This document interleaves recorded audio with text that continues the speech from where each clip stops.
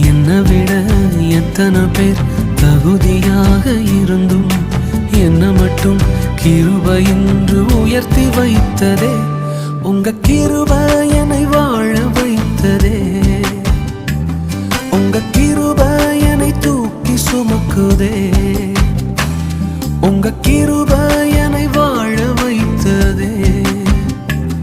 உங்க கிருபை என்னை பாட வைத்ததே.